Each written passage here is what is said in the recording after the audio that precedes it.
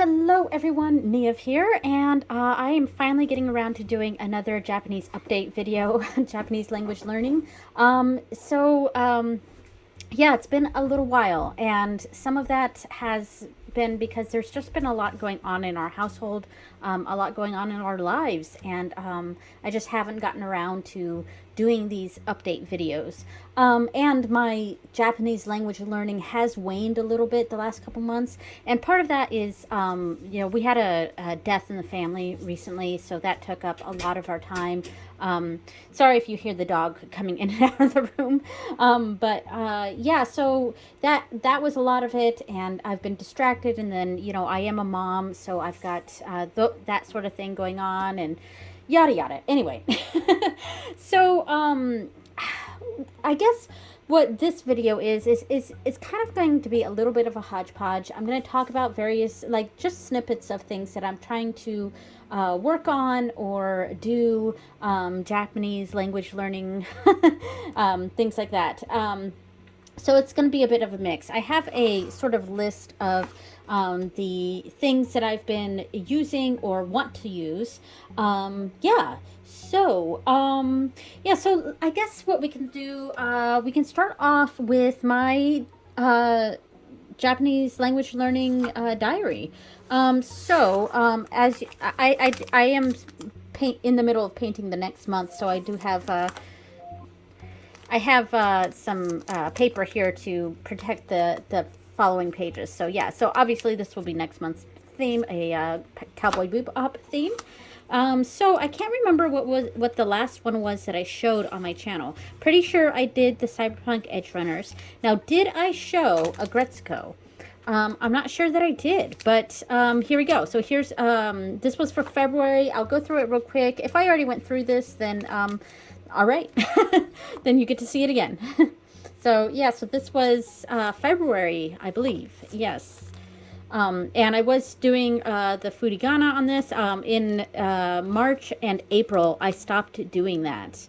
Well, I have some of it in this one. So that was the last page there. And then for March, I did One Piece. So this was the painting that I did for it.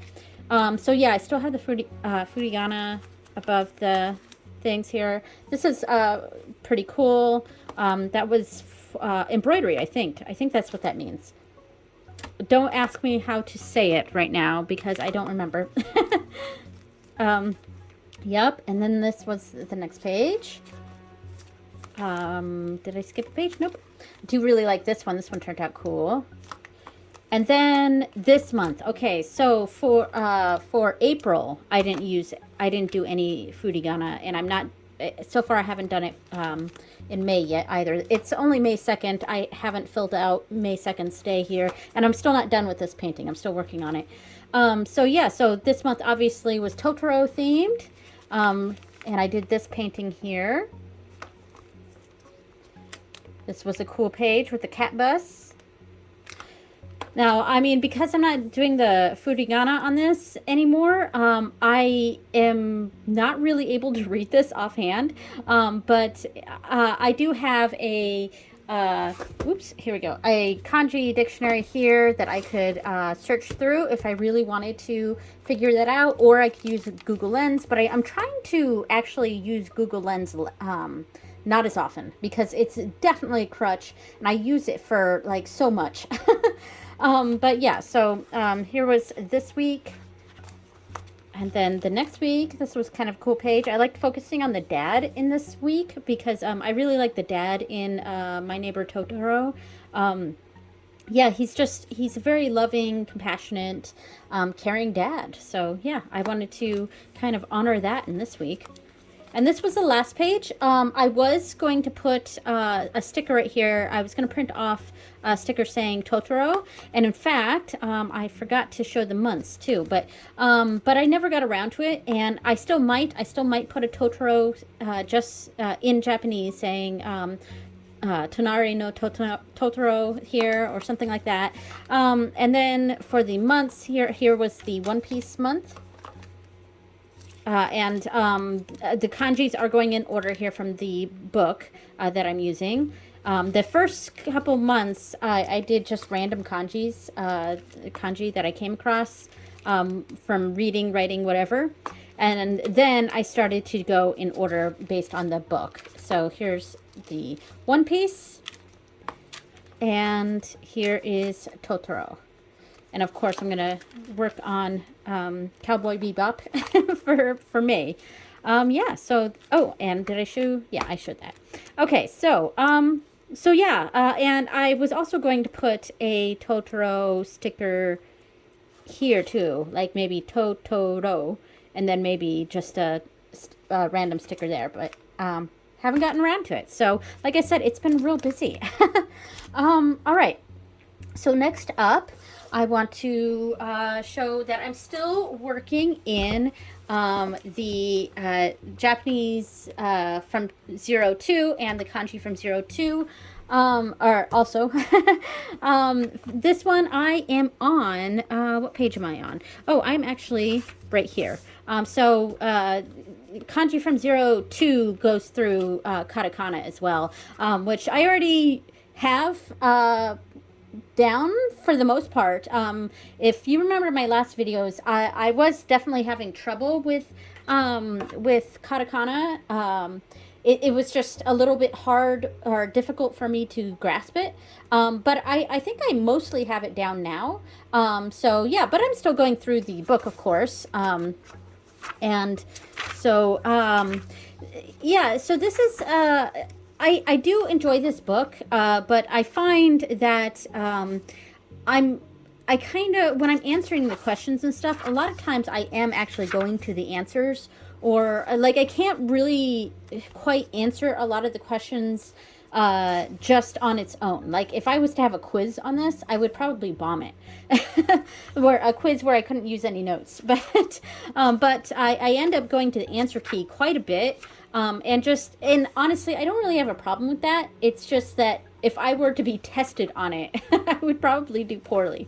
But yeah, so I do enjoy it though, and it is a nice introductory book series to Japanese. When I'm done with the Japanese from 02, that's when I'm going to start going out through Mina no Nihongo.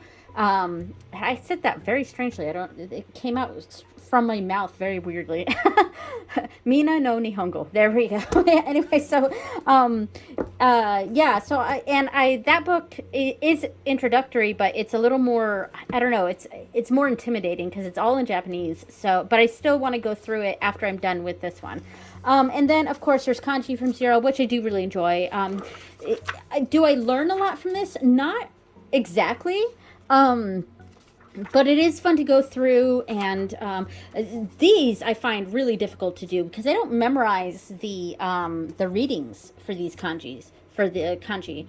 So I actually find this very difficult to do, this bit here. Yeah, so I do enjoy going through this book, and I enjoy writing all the practice kanji and stuff. I do actually enjoy doing that, but I don't like do flashcards or anything. so I'm probably not getting as much out of this as I could if I was actually like reviewing this frequently. But it does at least leave me familiar with the kanji that it teaches. So, you know, I mean, I don't know exactly what I'm trying to say here, but anyway. Yeah, so and like I said in my previous videos, I have Anki. It's just, I've never enjoyed using it, and I don't like it, honestly. So, and I do have some flashcards too that I should, like physical flashcards that I should use more often. I just don't really. So yeah, I also do, wanikani, which if I remember during editing, I'll overlay some of me doing wanikani. And I actually really enjoy wanikani, quite a bit actually. And it does help in some instances because the kanji that this teaches, I end up going through on Wanikani as well because it has a totally different order, and it also has phrases in there, not just single kanji or just one or two, whatever like that. Um, so it come. I find when I'm coming across the same kanji, it really, really helps a lot. So I do enjoy doing wanikani. And then so for the manga, as I've said in the past, I've been going through Yotsubato, and I also have the first One Piece manga that's in Japanese. And I was sort of reading that, but I'm trying to really focus on Yotsubato again. So I started from the beginning because I was on this page, which is not that far into it, really not. But I wanted to start from the beginning again. So now I think I'm on this page. I'm like right in this panel here. I'm off from the camera here, but yeah, I think I'm down in this panel. And I've been using this book here as my note taking for manga. So this first page, I actually did. I wrote out the lyrics to a song in Japanese that I was listening to that I kind of liked, and it had clear lyrics. So I wrote down the lyrics. Yeah, and so then this is where I started doing Yotsubato notes. And I'm going through line by line and writing it in the black is the actual line, and then. In pink, orange, and blue, I am writing each meaning of a section, and then putting the entire translation highlighted in black. So that's what I've been doing. And I do actually enjoy doing this. So I'm going to keep doing this. And then I'm just, honestly, I'm going to be reading and rereading and reading and rereading this book over and over again to just get a better understanding of, to really drill in the meanings. Okay, so next up, what do I want to talk about now? So games. So, if I remember, I will overlay some videos of me playing some of these games here, but let's start with apps first. Let's see. So I found a new one called Kanji with an exclamation point. And this has been a bit difficult to do, not the game, but finding apps because I use an Android and not... I don't use an iPhone, so I don't have a lot of the common apps available to me that people recommend. So I've been trying to search for different games on Android, and there are a lot. And I'm not going to cover all of them in this video, just a couple here. Kanji with an exclamation point. I like this one. It's simple. It's really, really simple, but it allows me to write on the screen and to practice the beginning. Like I'm in the beginning section right now because I just downloaded this app, so I already know these kanji very well. The beginning part here is pretty easy for me anyway, but it does help reinforce what I'm learning in, my kanji from zero and also wanikani. So that really, really helps. So another game that I just downloaded, and I'm only in the the first or second level, and that is called Kanji Heroes. And so far it's been pretty fun. I will overlay some video of me playing that. Yeah, it's kind of like a little I don't know, whacking enemies with a sword sort of game, but you've got to correctly answer the question, the kanji question, in order to hit the enemy, and if you incorrectly put in an answer, then the enemy hits you. So it's super, super simple, but it's fun, and yeah, I like stuff like that.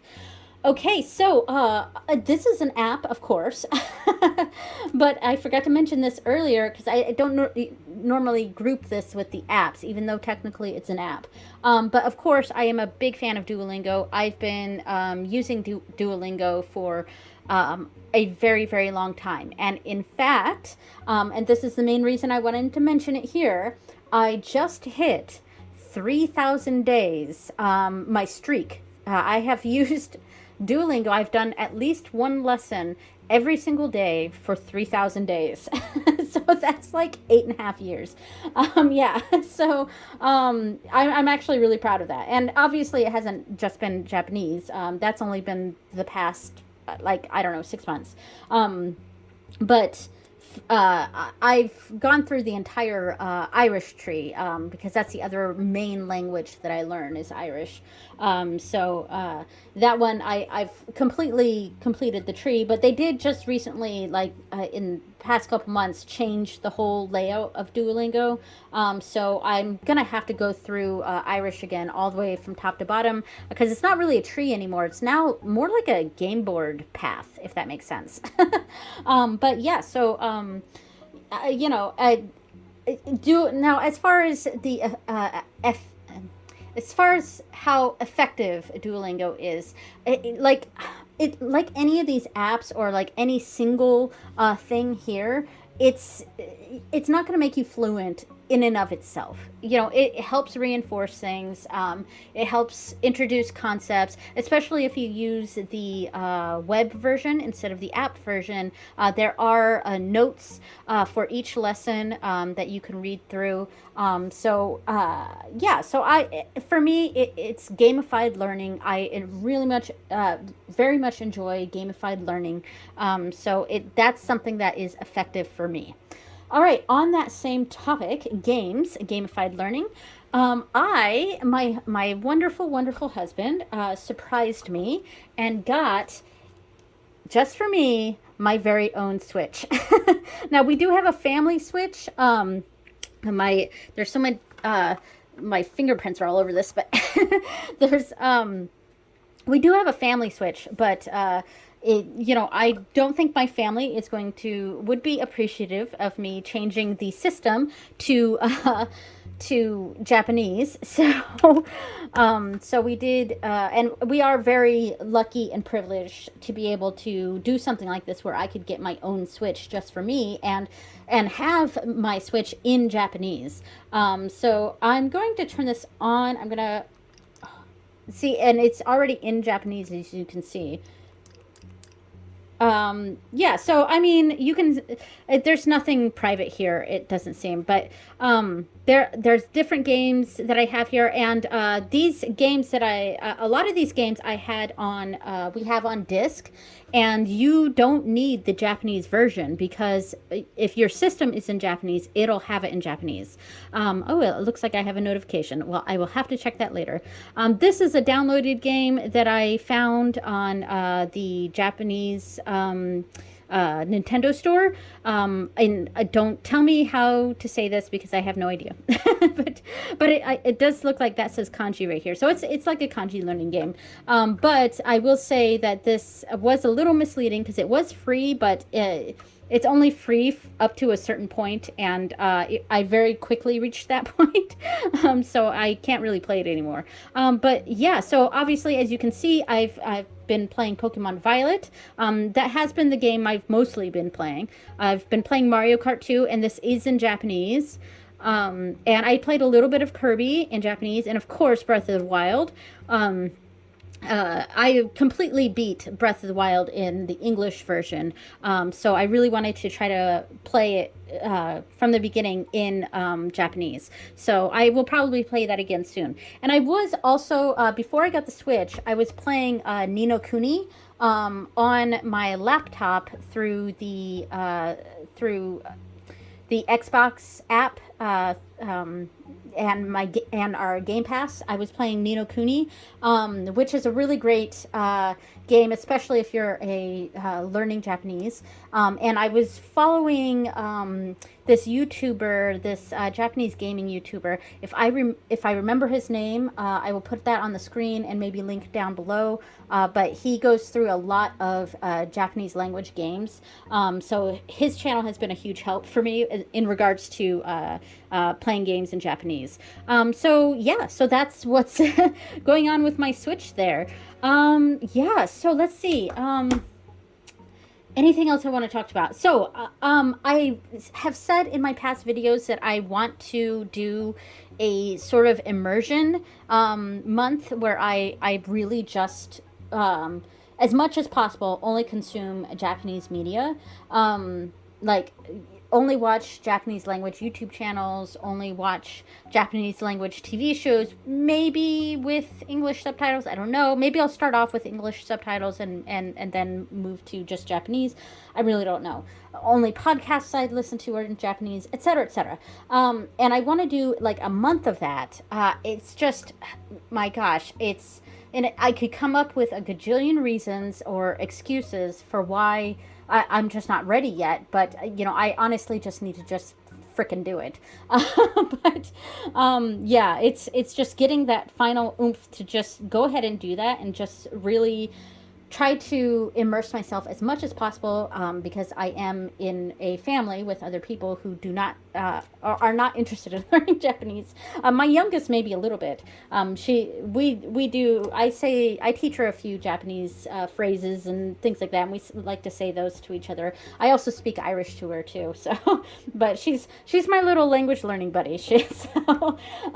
Yeah, so.